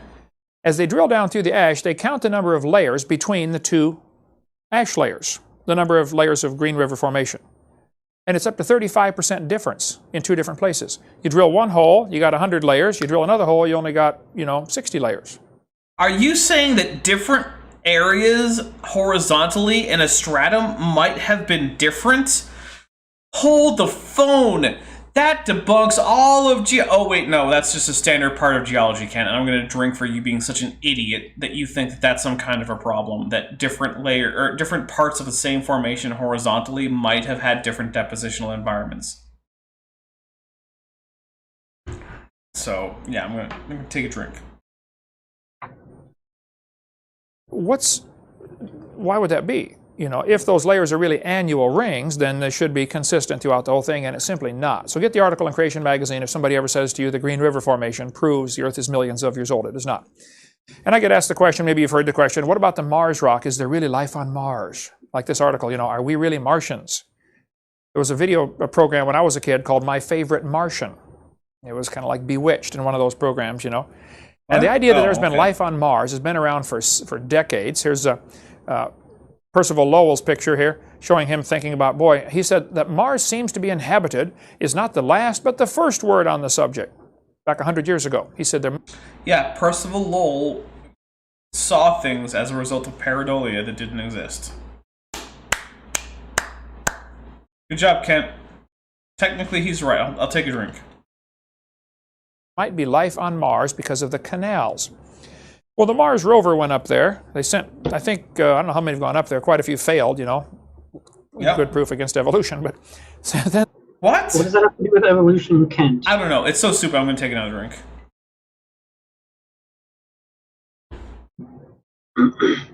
This machine, a multi-billion-dollar machine, lands on Mars, tests the soil. Could not even find a trace of a germ on Mars. Now, Walt Brown says in his book, In the Beginning, if there's anything found on Mars, and there may be bacteria found on Mars, he says, he predicted that, it came from Earth during the flood when the fountains of the deep broke open. He says he does all the physics, and he's a physics professor. Okay, no. First of all, he doesn't do all of the physics. Okay, I'm going to take a quick drink. Because I recently did some of the physics, and it hasn't come out yet. But in my absurdly generous estimates for how much energy was released by the fountains of the Great Deep, according to hydroplate theory, which is what he's talking about, the amount of energy released by this on the surface of the Earth is equivalent to 3 hydrogen bombs going off every 4 hours on every square meter of the surface of the Earth. Doesn't that destroy the planet like it breaks up? Yeah, the entire... basically, it would have Alderaan the planet. Remember Star Wars? Remember back when Star Wars was good? Remember Star Wars? Yeah. Remember what happened to Alderaan? And Princess Leia was like, oh no, my home planet! What? That's what Kent is proposing for Earth during the flood. Best case scenario, the Earth becomes another sun as a ball of plasma under this idea. So no, Kent, it's not reasonable. He said there would be enough pressure of 10 miles of rock pushing down on water to shoot things into orbit from Earth. That would then float around for, a few hundred, few thousand years until they happen to get caught in a gravitational pull. Okay, Bent, I know you're familiar with orbital mechanics, right? A little bit. Let's say I shot something straight off of the Earth's surface at orbital velocities. Okay. Would it enter orbit? I mean, it would be suborbital for, like, a day or less. Probably less. And it would just fall Probably back, a lot right? less. Because it doesn't have any lateral It would velocity? fall right back. Yeah. Right, yeah. Yeah. That's not how orbits work. Also, we have a super chat from Vandalia1998 for $5. First of all, that's a Godzilla, so let's take a drink for Godzilla. And he says that was some powerful water pressure geysers to make it all the way to Mars. Yeah, that's the other problem. Is the amount of energy required to produce all of these comets is just astronomical. And when I said that it would basically be 3 atomic bombs every 4 hours on every square meter of the Earth, I completely ignored how much energy it would take to get all that water to cause all those comets. I just didn't. I was like, you know what? 3 H bombs every square meter every 4 hours is enough for me. I don't have to calculate all that extra energy it would take to actually account for this hydroplate theory. So, there we go. Of whatever, and he thinks there might be stuff on Mars, and it would have come from planet Earth. Now, I don't know if that's true or not, but it's a pretty convincing argument he makes for it. But there have been 35 missions to Mars. 2/3 were complete or partial failures. Okay. Lots of money we spent trying to prove life on Mars. What's the purpose? Well, Wait, I think... no, those aren't all trying to prove there's life on Mars. Yeah, I'm taking a They drink for wanted to that. go explore Mars. There have been some missions to Mars that included attempts to check to see if there was any biological activity. The vast majority of missions to Mars were not there to prove whether or not there's life. They were to explore it, to map it, to take surface samples, to check the geology. Sure. to do science. Right. Some of which is to biological activity, but not all of it. But here we go. The whole purpose of the space program anymore is to prove evolution. They're trying desperately to prove God didn't do it. And if they can find life someplace else, well then that's proof, for evolution in their mind. This little rock you see a picture of here, sample ALH 8401.0, this was the rock that they said proved there was life on Mars. Now, this rock was actually found near the South Pole. On that rock, there's a little wiggly line right there in the red circle. That little line, they said, looks like a fossilized bacteria. This is under a microscope, extreme. A fossilized bacteria. Kent, you don't even know the singular for bacteria. It's bacteria. I'm just going to take a drink for how, linguistically inept Kent is. He's not a language high school teacher for 15 years. He's a math and science teacher. But Ben, you went into a Klingon lesson in Duolingo cold and managed to pass it. Eventually, yeah. It didn't take that long. No, it didn't. I mean, it was like, hey, we're starting Cat with Ben tonight in less than 10 minutes. And you passed your first Klingon lesson. Some of this might be on the stream. And then I finished before. We should still have you stream that. Top hats off. Not tonight. Not tonight. Sometime. Not tonight. Yeah, actually tonight, given that I've been drinking, I'm actually thinking about streaming some drunken Deep Rock Galactic. Do it. I might. Yeah, if anyone here is on my Steam friends list and wants to do Deep Rock Galactic, let me know, because after this, around 8:30 Pacific, 11:30 Eastern, I might do some top hats off Deep Rock Galactic. So let me know. Do it. Probably. Going to be highly magnified. They said, see, that's proof there's life on Mars because here's a fossilized bacteria. Well, first place, Mars is quite a ways from the Earth, okay? I mean, quite a ways from the Earth. The closest they ever get in their orbits. Technically, he's right. I'll take a drink. Is about 1/2 astronomical unit, or about 45 million miles. That's the closest it ever gets. I'm not sure. If we shrank all the planets down to the size of tomatoes, and Earth was a 4-inch tomato, Mars would be a 2-inch tomato. It's about half the diameter of Earth. And the closest it ever gets in its orbit would be about 1/3 of a mile away at that scale. Why did you pick tomatoes? I don't know. It's weird, but I don't... I wish you just made a whole salad. That would have been awesome. I made a salad earlier today. I paid for a salad today. What? I mean, I paid for the ingredients to a salad. At the hospital I work at, the cafeteria, they had. Wait, I'm just gonna say it because I want to. An entire romaine head cut in half the long way, and then they put the cheese and the Caesar dressing on it, the croutons. There you go. Croutons. Actually, I can't say anything. There are a lot. I made a salad earlier that had spicy nacho Dorito croutons. There were no tomatoes. What? Hey. Oh, and Monk Mayfair says, at Depper Dino, plot. Well, you know what? Shofad, plot. Are we rated R now? I'm not sure. No. Here we go. Say, something hit Mars and knocked that rock over to Earth. Wait. Mars is 1/3 the size of the Earth. It's almost like Earth is a bigger building than Mars. That's a callback. Think about it. All right, go on. I want you to shoot a 2-inch tomato so that a piece of it splatters 1/3 of a mile and lands on a 4-inch tomato. I think you're asking for... Obviously, there should be some evidence of something hitting Mars that hard, like maybe a dent, you know. There ought to be something to indicate it got blasted Maybe I that missed some of hard. the context, but is Ken implying that we couldn't send any spacecraft to Mars because it's too far away for how big it is? I don't even know anymore. Like, none of this is making sense to me. He's like, shoot a tomato at a point on the ground so it splatters and hits a different tomato. The tomato and Mars is a smaller tomato, and then the distance is like 1.3 miles or whatever he said.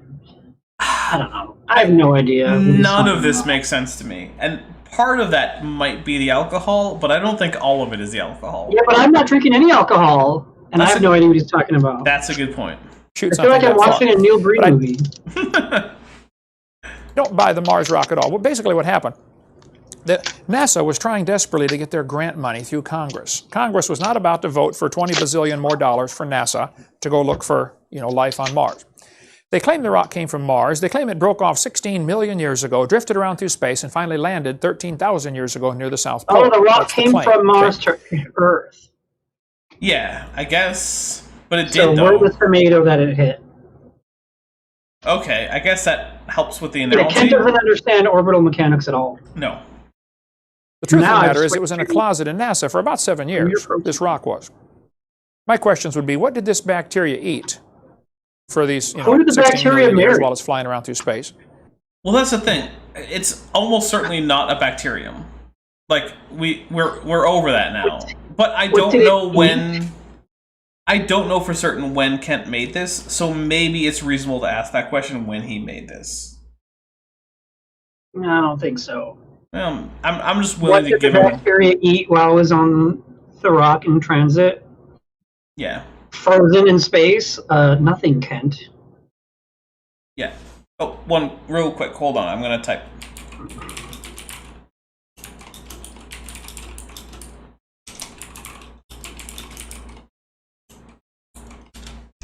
Sorry about that. There was a thing that came up. All right, here we go. How did it survive the impact of the initial thing blasting it out, this vacuum of space, the re-entry? It's going to burn up coming through. It's going to remelt the whole rock coming through our atmosphere. It's going to melt the whole thing.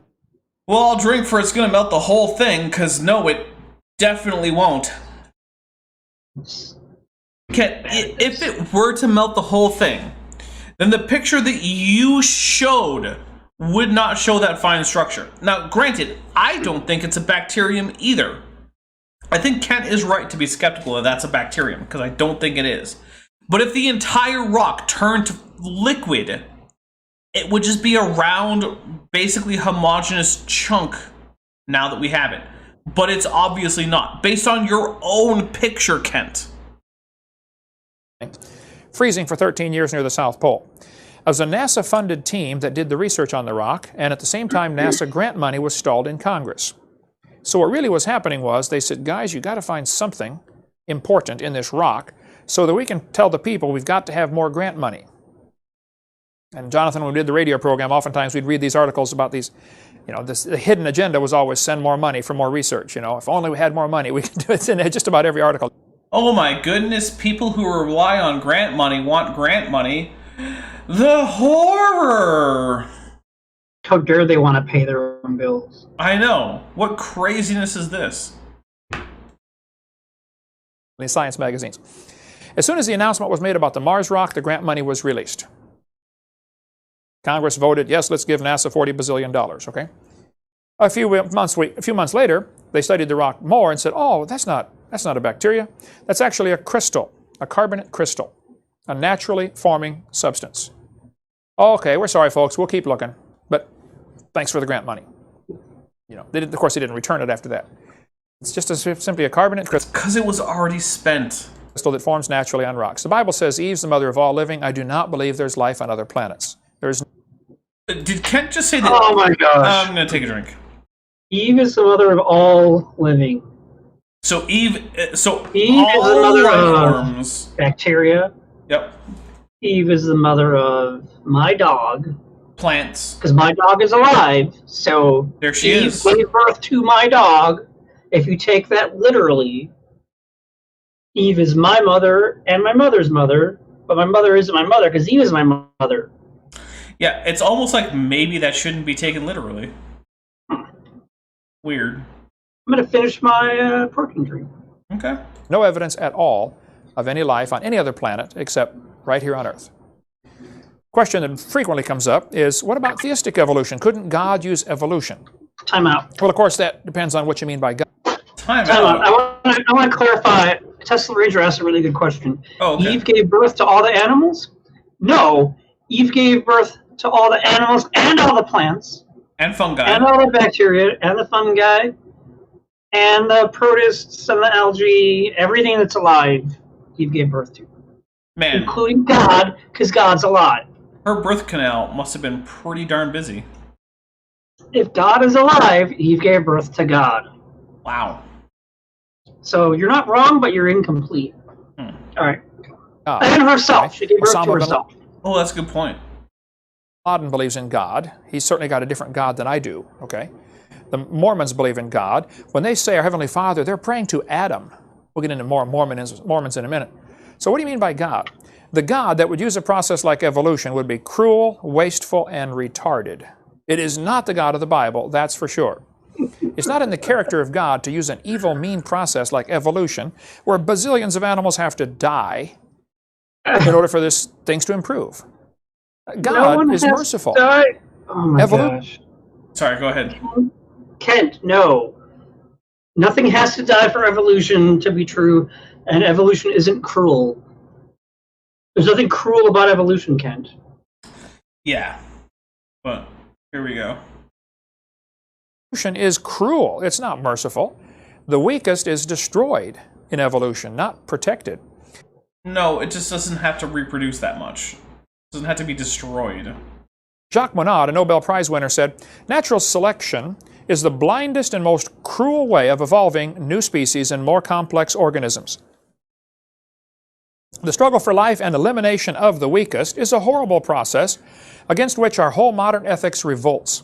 An ideal society is non-selective where the weak is protected, which is the opposite of the so-called natural law." He said, "I'm surprised that a Christian would defend the idea that this is the process which God set up to have evolution." I'm surprised, too, that anybody would say God used evolution. What kind of God do they have, anyway? He's mean, that's for sure.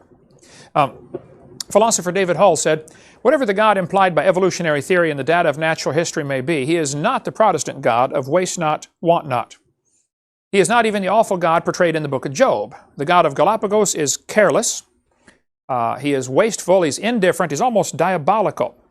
So this is not the God of the Bible, and I would have to agree." Charles Darwin, in his book, said, "From the war of nature, from famine, from death, the most exalted object we're capable of conceiving, the production of higher animals follows." See, in evolution, billions of things have to die in order to make the process work. I mean, I will say, over the course of that time, billions of things would have died, so I guess technically he's right.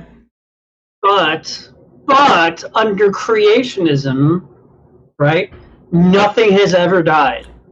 Yeah. So there's your contrast. And actually, you know what?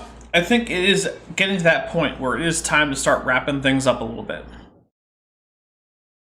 So, I'm going to give some channel news stuff. I mean, we might end like 5 or 8 minutes early or something, whatever. Yeah. We used to do wasn't our first episode like 45 minutes long? I don't remember. Or less than that, maybe? It's fine. It's all fine. But, alright, so this Thursday, there should be the final episode of Fluffy Dino Lads. So please be there for that premiere. Then Saturday at 10 a.m. Pacific, 1 p.m. Eastern, we're going to do a show called Ask a Virologist.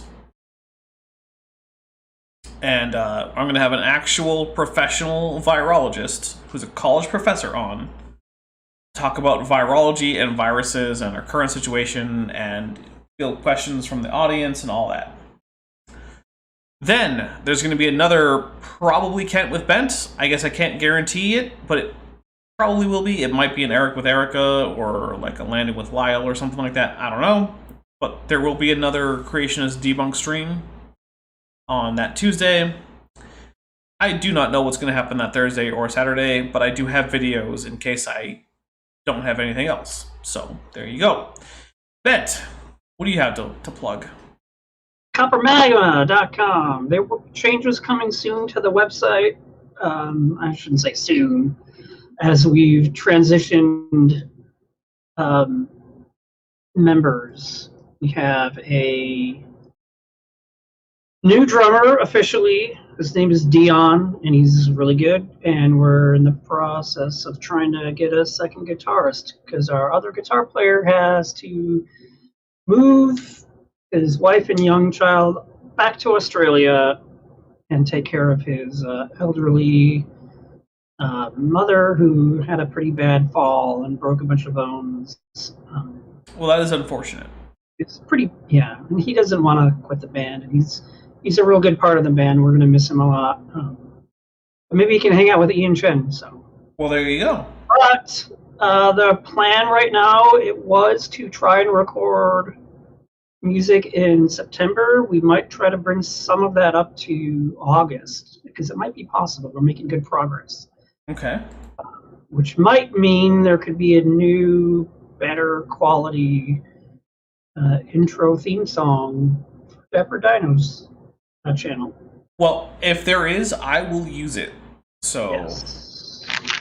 that could be cool. All right.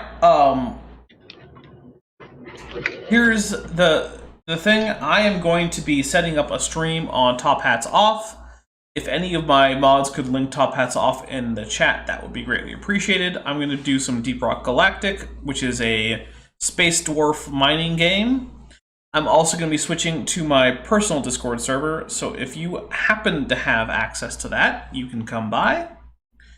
If you don't, then I don't know you, and you can't come by, basically. There's a very small number of people. It's basically, if I haven't already met you in real life or extensively in some kind of social media, you're probably not on that. Don't feel bad. It doesn't mean I don't like you. It just means that I can't ask everyone to that, especially since it's really not even my personal Discord server. So, Whose is it? I believe it's your brother's. It's my brother's. That's right. That's right. So we're gonna go to that and do some streaming later in about a half hour. So there you go. But I want to say thank you very much to everyone who came by and watched, and make sure you hit like. And I want to give a special thank you to all of my super chatters, including TD Lane, Ian Chen, Josiah Hansen, Christopher Hugan, and Vandalia 1998. Now, they didn't quite get us to Dapper Dino 22 video number 2. Which, by the way... It'll happen one day. Someday it'll happen. But, thank you very much. Oh, and we have one quick question from RJM Truth. Do Klingons call the English language human? They do not, actually. English in Klingon, and you might want to write this down, Bent, for future reference. English is Dvithol. Or don't write it down. Oh, wait, hold on. No, it doesn't matter. Got it. Thank you. All right, well, thank you again, everybody. And oh, I now notice that we're up to 40 likes, so I appreciate that. But it has been great, and I will hopefully see you on Top Hats Off. And if not, then you have a great afternoon, evening, morning, or whatever time it is where you are. I'm out.